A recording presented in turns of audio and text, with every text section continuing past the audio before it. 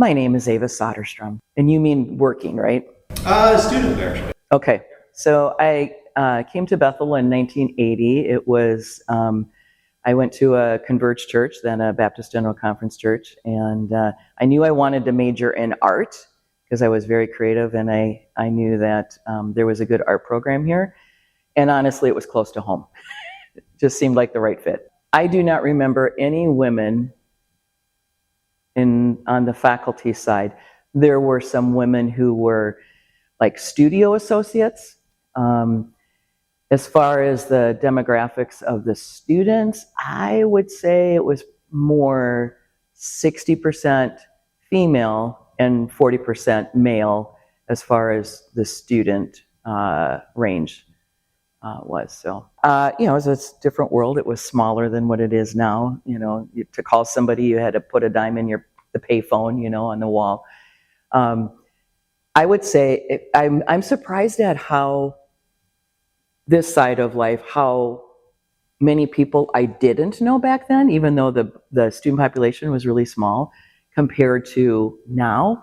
And so, not of my head to, communication processes now.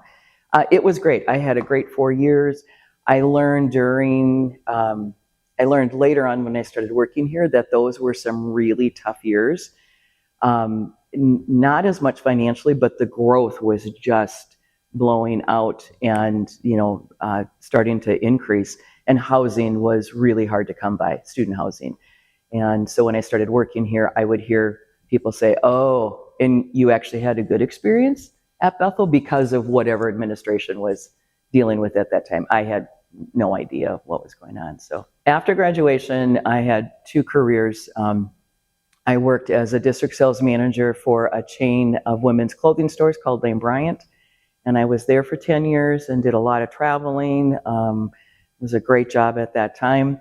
I left that to start my own business, and I was a caterer for about 10 years. And my dad was self-employed, and so I had a good role model to understand what I was getting into, the pros and cons. And the last couple of years of catering, I was restless, and I thought, what is this? And long story short, applied for the job that I eventually got. I didn't get it the first time. I was devastated. And as only the Lord could coordinate, I learned later why it didn't happen the first time. And the second time was better timing in my life. And came on here in the spring of 1999. When I retired, I was the director of conference and event services. When I first started, I've had many titles over the years. It was manager of community calendar and special events. And I was a one-person shop, and asked if I could hire a student worker, and that finally got approved, and then hired 2 student workers, and it just kind of grew. And eventually there were 2. There was a events team and a conferences team under 2 separate vice presidents. Conference services made the money. The events team were more internal events. And we worked very well together. And eventually they merged the teams. There was an elimination of a position, and I was brought in to oversee that. And so we grew to a team of 10 with quite a few student workers, and of course some budget cuts then on the way back down. And so now I believe it's a team of 7 or 8 with a few student workers. So many different titles, different roles, and always more added to the plate over time. And yeah, I could tell you stories for hours. I loved commencement. It's the culmination of the student's experience, whether it's an undergrad or, grandpa's walking across the stage because he got his undergrad degree through, CAPS.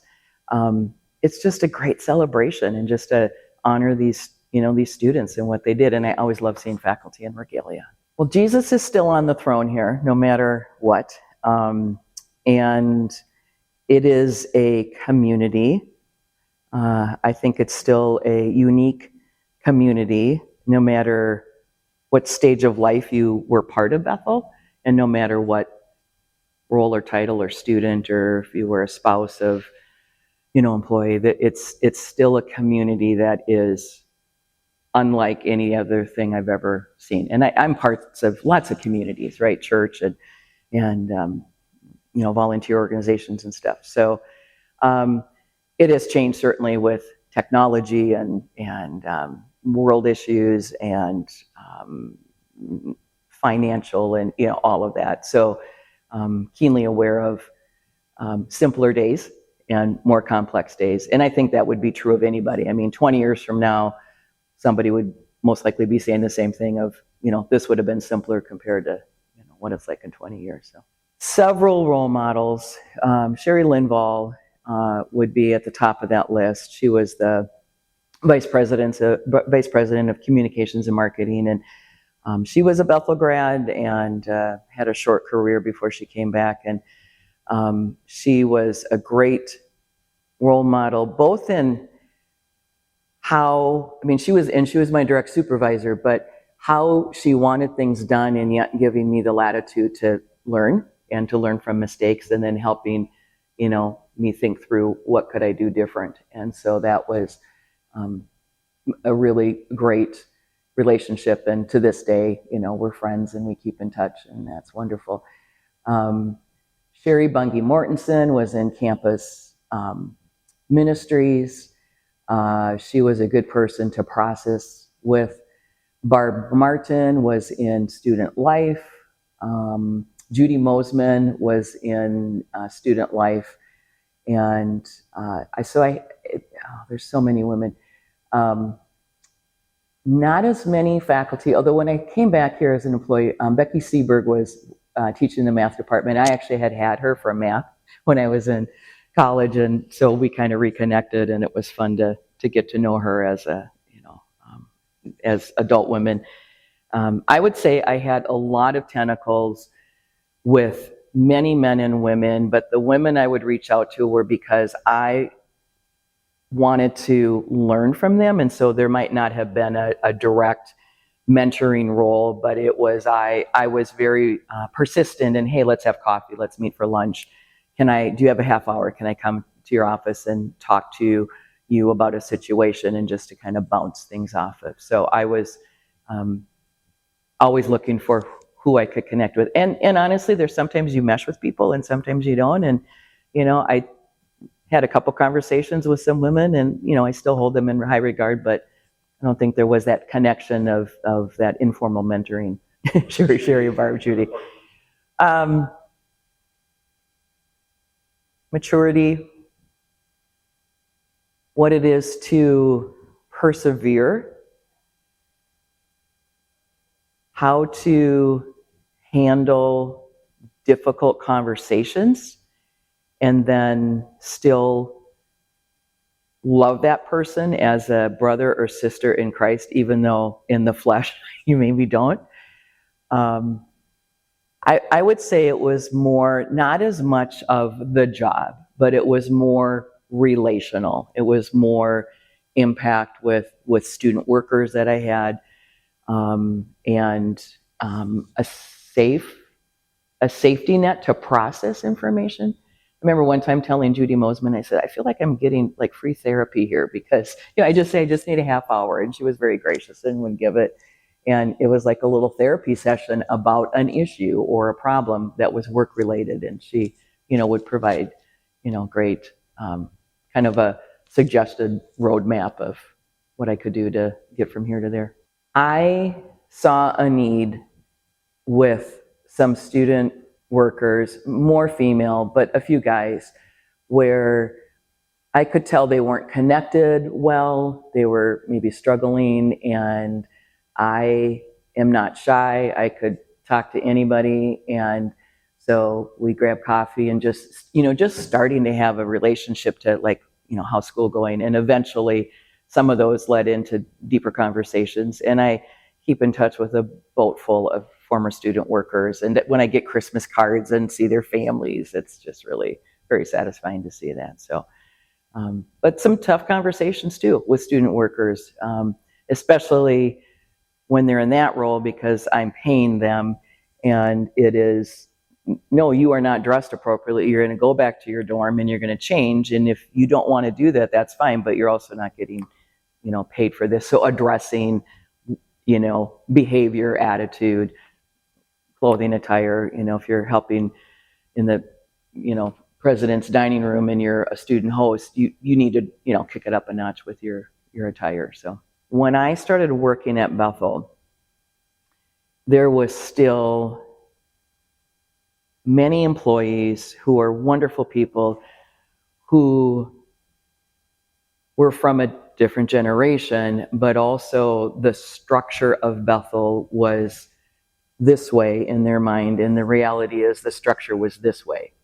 And so there was, either they were getting used to the newness or the people. And I think there's a lot of women who probably experienced what I experienced, where there wasn't anything ever said from, a podium or the front of the classroom or in an HR seminar, but it would just be dialogue between peers. And nothing ever degrading or, hugely inappropriate, or, there were no major misconduct that I had to deal with, but it was an attitude or attitudes of some of the men. And it just is, I call it old guard. And I worked really hard to understand where they were coming from. And I worked really hard to try to present my idea or my suggestion. And I'm a peacemaker. I'm a middle child, so I'm a peacemaker. And my goal was to try to get them to meet me in the middle. And as a younger person and as a woman, that's where I felt it. I think the hardest thing I ever endured is when I previously talked about merging two teams, and a male was let go. They eliminated his position and they created a new position for me. And when I sat down to hear about the position and the salary range, I knew what he was making. And what I was presented was substantially less, even though it would have given me a raise of what I was currently making. And I just was, I dug my feet and I said, I'm not interested in this. And it was a long couple of months to work through. And I just held my ground and I said, I know you're trying to save money. I get that, but you have tripled the size of the department I'm going to lead. And his department was this much.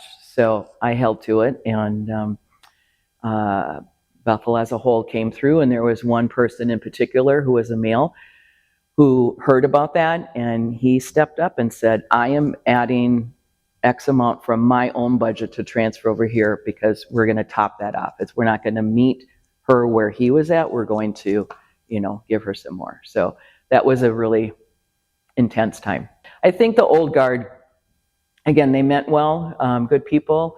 I think as Bethel has grown and has added new people, younger people, people who have had different training, that blending process has become easier. I think there wasn't a good blending process back then. You think about a blender, right? Well, you still have to turn it on, right, to mix things up.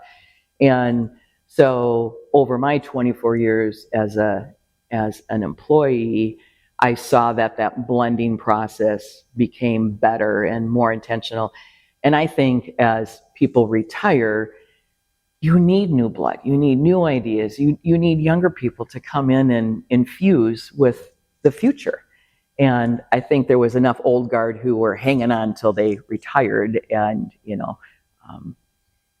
that was a piece of it too. So yes, it's changed in a much more positive way. Because of the informal mentoring opportunities that I created for myself, I have found that that's what I did with student workers or other students who weren't student employees. I mean, I'd have a few faculty or other staff that would approach me and say, here's a situation, could you reach out to this student and talk with them about X or Y or Z. And so I have taken that informal mentoring role in my church, in my volunteering, and it comes naturally because the Lord wired me that way. But I'm also fueled by giving back, right? By sharing that opportunity. And now I'm the old guard, but I'm looking and it's really helpful for me because now I understand, or I'm learning more about current students, or even I taught Vacation Bible School a couple weeks ago, and I got a great education on what kids are dealing with in schools, and then how that affects their behavior, good and bad.